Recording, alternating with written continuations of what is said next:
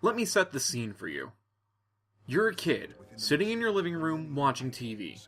In between your program of choice, commercials for board games play. Some look like this. Others look like this. In the game of Clue, you'll figure out who done it with what and where. Think fast, because no two games of Clue are ever the same. And then out of fucking nowhere.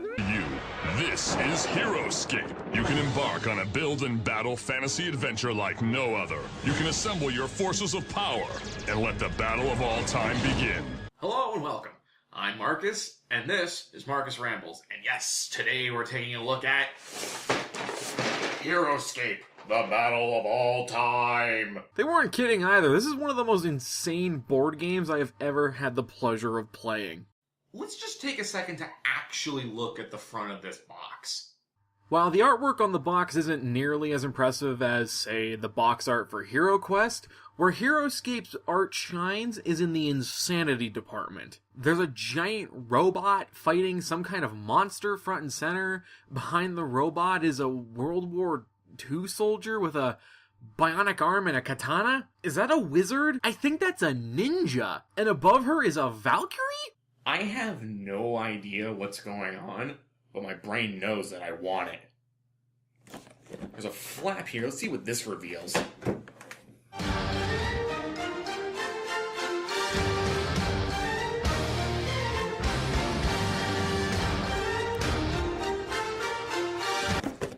getting ahead of myself. Let's answer a very basic question first. What is Heroscape? Heroscape is a strategic miniatures war game that was released in 2004 by Milton Bradley and created by Craig Van Ness, Stephen Baker, and Rob Daviau. Daviau would later go on to be one of the creators of the critically acclaimed Betrayal at House on the Hill. If I had to compare Heroscape, I'd compare it to games like Warhammer 40k, the aforementioned HeroQuest, and HeroClix especially.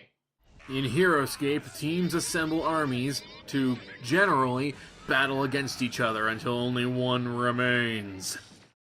It sounds simple enough, and in a lot of ways it is, but before we get into the nitty-gritty of things, I want to talk about the concept of the game, the story, if you will, because it has a lot to do with why I like this game. Here's the setup. Are you ready? Because I think fucking not. Two magical deities are pulling warriors from across both time and space to form armies to battle each other over the fate of the world. They are literally yanking guys and gals from wherever and whenever the hell they feel like. Want a samurai on your team? You got it.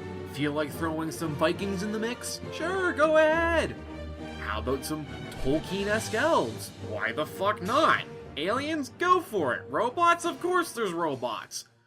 They're basically overgrown children in a candy store. It's amazing. It really seemed like they wanted to make a cartoon show out of this. Maybe get some action figures. I know there was a comic book tie-in that fleshed out the story and characters more, but I've never read that, unfortunately. I should mention that the game has what are called master sets, which contains everything you need to play. This isn't the first master set, it's actually the second, but thankfully they all play the same. The only differences are the pieces you get. In fact, not only do they all play the same, but it's actually encouraged to mix and match the various master sets and expansions. Of which there were numerous. Including a Dungeons & Dragons set that I only just learned about. Fascinating. Speaking of playing the game, how do you play Heroscape? Thankfully, I can say that Heroscape is probably one of the more user-friendly games in this genre. When it comes to other miniatures war games, they can be a bit daunting. I'm looking at you, 40k. A whole textbook for one faction? What the hell? The first thing we have to talk about in terms of playing Heroscape is the board itself. Most board games have, a board. Not Heroscape. Oh no. Heroscape looks at other board games and says, "Fuck that shit, we play by our own rules."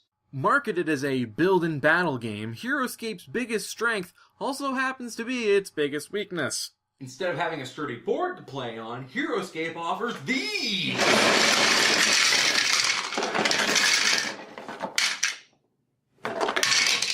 Yes, in Heroscape, you decide the battlefield. This is great because it means that no two battles will ever truly be the same, offering near limitless replayability. However, first you must construct the battlefield. In all honesty, it doesn't really take you that much time. What you're seeing right now is a time-lapse of me just fucking around and building a map, and it took me roughly 8 minutes to complete. Still, it feels a lot longer than it actually is. Unless you're playing with more than one basic set. If you're planning on combining, 2 or 3 sets together, then yeah, this could probably take upwards of 20 to 30 minutes. Maybe less if you had more hands, but I only have 2.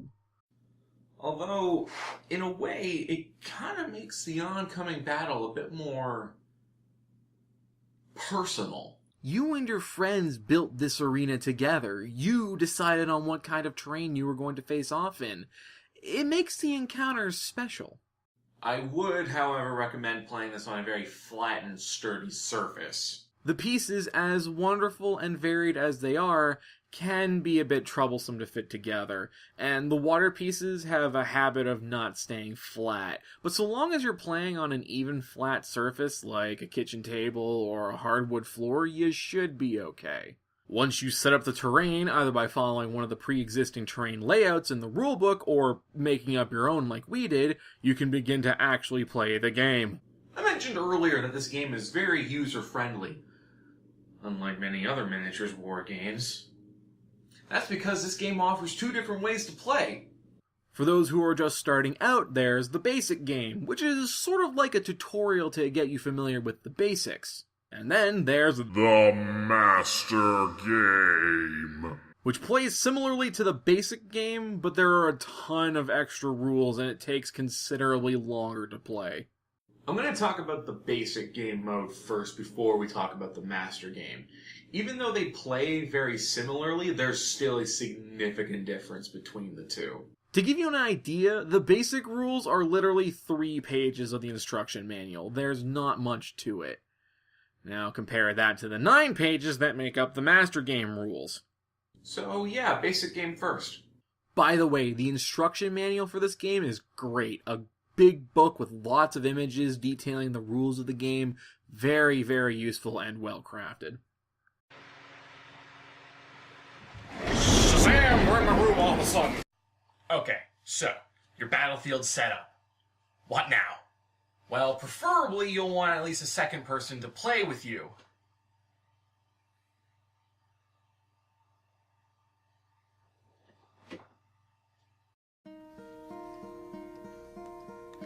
Hello, darkness, my old friend. I've come to talk with you again. Well, this is going to be difficult. Perhaps I should just quit. What the fuck was that? Hey, I'll play with you. No. I am not going to be that guy on YouTube. What do you mean?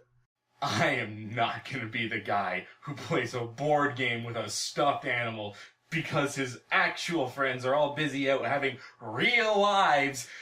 That is way too much ammunition for the internet. It could be worse. You could be an otaku loser with a ton of big kid anime figurines on a shelf. Oops. Fuck you. Okay, so yeah, things didn't exactly go the way I planned. There was supposed to be another actual person playing with me today, but instead, schedules happened. So, I'm going to be playing with my fuzzy little friend here. His name is Blueberry. He's kind of a dick. This looks like a game for nerds. Don't worry, this is not going to be a permanent thing. I promise. So how do you play? First, you have to select your units. This version of Heroscape contains 13 total units, 6 of which are singular hero characters, and 6 that are squad characters. There is a special extra character, the Morrow Hive, that works specifically with the bad guy units in this version of the game. But really, it's only useful if you're planning on playing the master game. It also depends on how you set the terrain up, as it can't move. I'm not saying you can't use it with the basic game, you can, it's pretty situational. Which is a shame, because out of all the miniatures included in the box, this one's probably my favorite. A bit more on that later, though.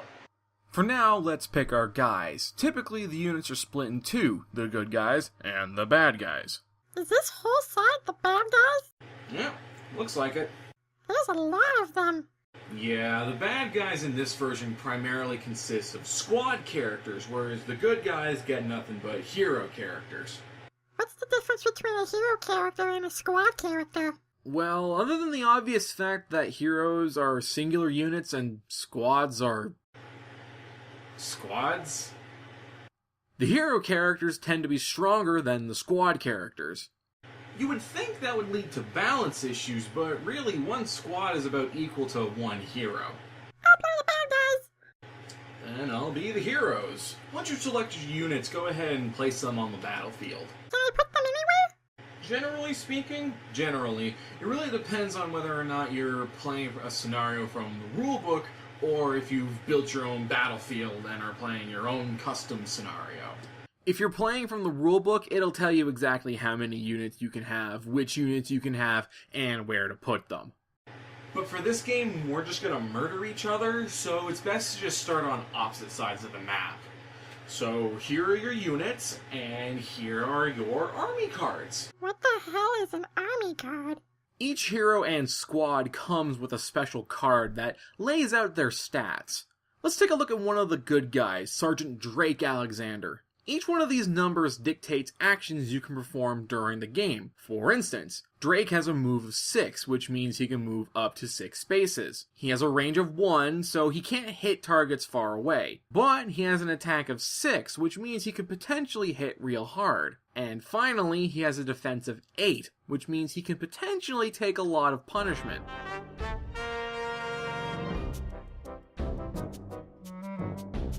All of my guys are weak as shit. I know you said hero characters tend to be stronger, but my Mono Stingers have an attack of 3. How is that fair?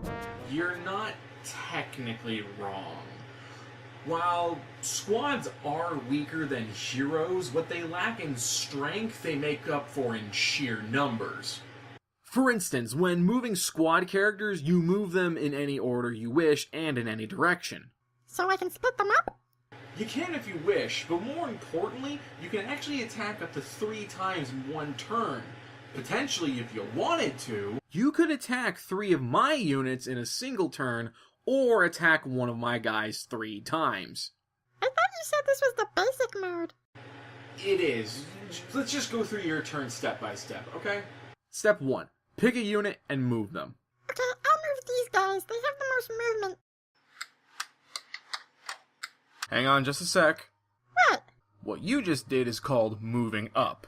Depending on how you've set up the terrain, you could have an uneven playing field with high ground and low ground. To move up, you have to count how many tiles high it is and the space you're landing on. So this little mountain you just tried to go up actually counts as 4 movement, not 1. However, if you decide to move down from elevation, then worry not. You don't have to count the number of spaces. You just move down like you were any other tile. Okay then. Gonna have to stop you again. The moment you step onto a water tile, your character immediately has to stop moving, unless it's swamp water. For some reason? They can continue to move on your next turn should you decide to do so, but the rule for moving up also applies from going from water to land. Okay, well, that still put me in range of Nathan Drake, or whatever his name is. What the fuck?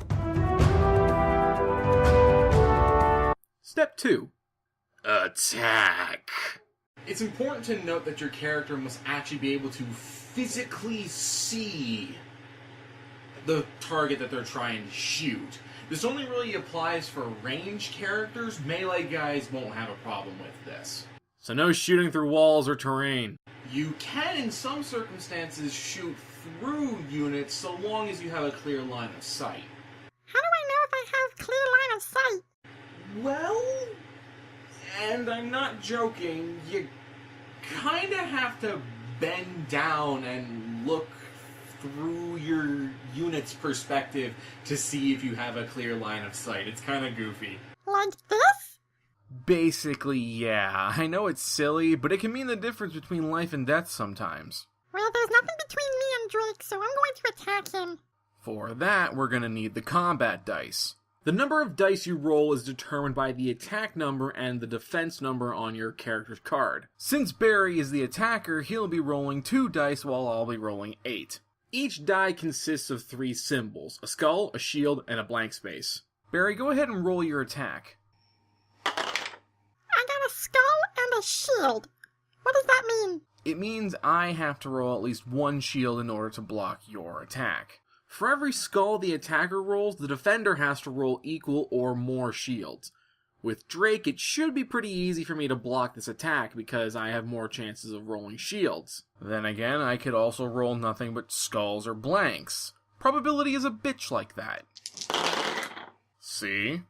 But like you said earlier, I get to attack 3 times with these dice, increasing my chances of hitting your guy. See, you're getting the hang of this. Okay, let's try again. Whoa, hold your horses. This guy has height advantage. When a character is on a plane higher than another, that character gets height advantage, which in turn gives them 1 extra attack die. So Barry rolls 3 attack dice instead of the usual 2.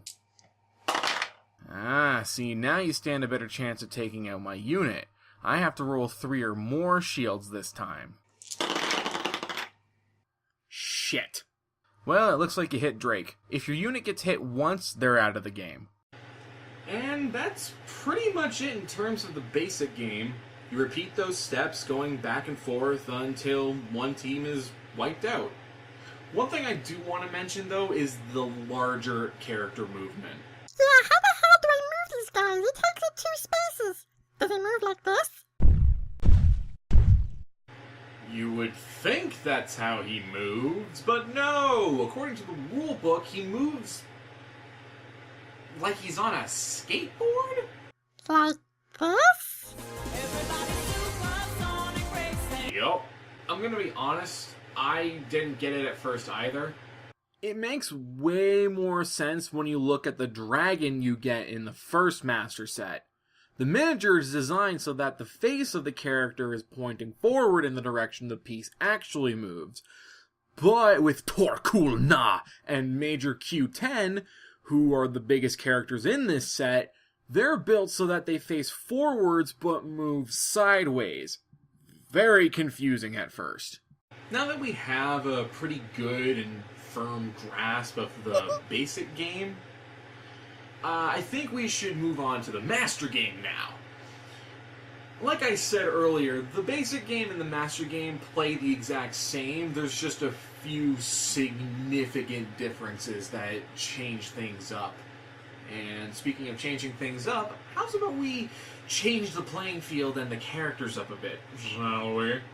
First, I have to make myself look presentable. This is a special occasion, after all.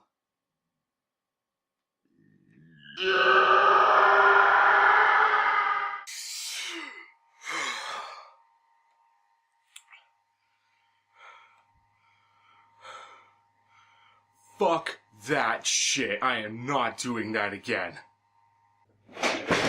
Bitch, you thought I didn't know about the Marvel set? Bitch, you thought wrong! Yeah, alongside the Dungeons & Dragons set, they made a fucking Marvel edition of the game. Look at the cover of this thing. You got Spider-Man facing off against Venom, the Hulk looks super pissed, Iron Man's flying over to fuck up Dr. Doom's day. I fucking love this! This set is smaller than other versions of the game, though. It has like 10 characters and 40 terrain pieces altogether.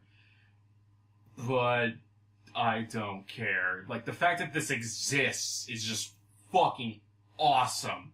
Beggars can't be choosers. I can, however, lament over the loss of additional figurines. Yes, what you're looking at are extra characters that Milton Bradley were going to sell as an expansion set to the game. The additional characters would have included the Sandman, Dr. Octopus, the Punisher, Bullseye, Beast from the X-Men, Black Panther, the Human Torch, the Thing, the Invisible Woman, and Super Skrull. I'm gonna be perfectly honest. While I would have gladly purchased these, the characters they chose are baffling. Like, why did they leave out 1/4 of the Fantastic Four, but include Super Skrull? The Spider-Man villains are fine, but why is the only X-Man here Beast? Why not Wolverine or Cyclops, someone more popular from the X-Men franchise? And why put Bullseye in if you're not going to include Daredevil or Elektra? Unfortunately, these never got released. Heroscape was, ironically enough, bought by Wizards of the Coast, the folks who own Dungeons & Dragons. They said in an interview that they intended on releasing the second wave of Marvel Heroes, and that there was a possibility of DC Comics coming into the mix. And then they completely dropped Heroscape altogether for whatever reason. That's truly a shame. Having Marvel characters and DC characters fighting each other along with the other characters that Heroscape already had would have been awesome. Thank God for HeroClix. So who do you get in the Marvel set?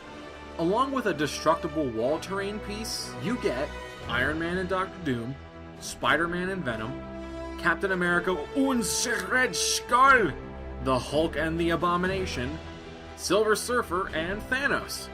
Yes. Thanos. The Mad Titan.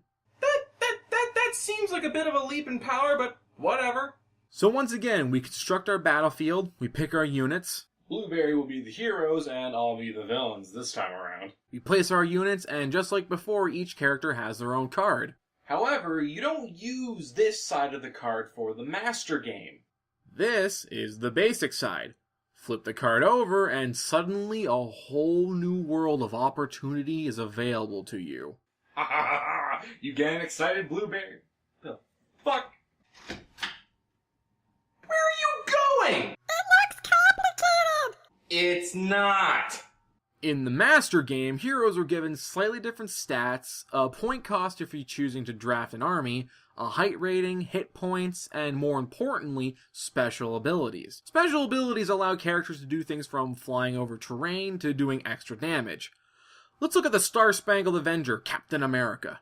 Cap has 3 abilities at his disposal. One can replace his normal attack, while the other is always active during gameplay. For instance, instead of Cap just running up and punching someone with 6 attack dice, he may instead make a special attack worth 4 attack dice. What's so special about that? It's weaker than his regular attack. True, but it's a ranged attack, and he can attack 2 other units at the same time. Oh, he's throwing his shield!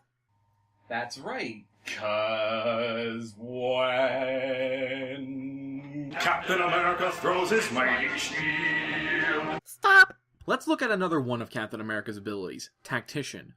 This ability states that so long as Cap's teammates are adjacent to him, literally right next to him, then they get an additional 1 attack and defense die.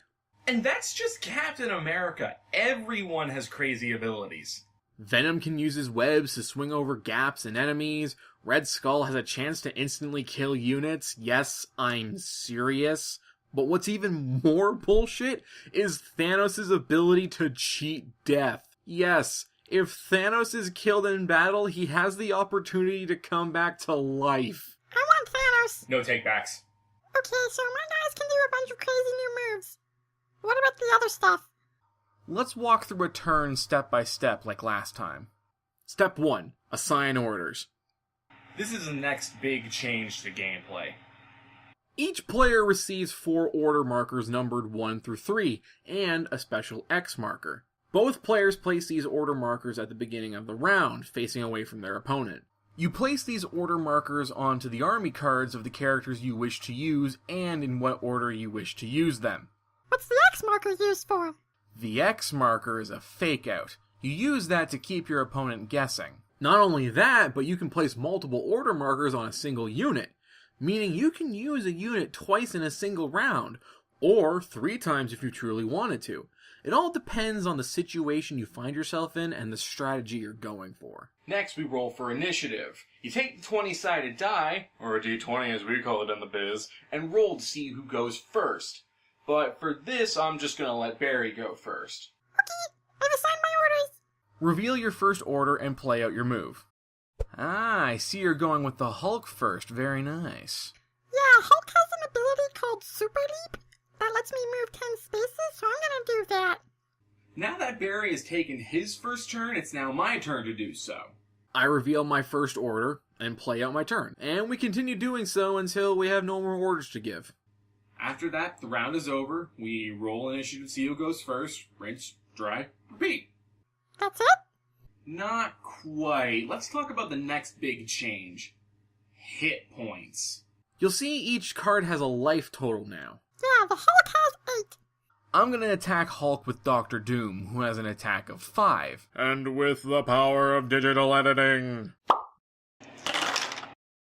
Because my attack was 5 and your defense was 3, Hulk took 2 damage, leaving him with 6 remaining health. To keep track of that, you use these little red tokens. Once a hero has taken a certain number of hits, they are removed from the game. There are a few other rules added in this mode of the game, such as taking damage from falling, being engaged in battle, which doesn't allow you to simply run away from a fight or walk past one, the inclusion of glyphs, which in certain game scenarios can give your unit special abilities, and a few other things, but those are all pretty well explained in the rulebook. I just wanted to give a brief example of the gameplay of both modes. Before we finish up, I wanted to talk about the miniatures themselves. I love them. I think each one of them looks fantastic. And the quality of the figurines is great. They're all pretty sturdy and well detailed. The only issue is that 2 of them have rather long polearm-like weapons, and the plastic is a bit thin here, so they bend real easily. And some look a bit better than others. Like, Drake looks awesome. Shiori, not so much.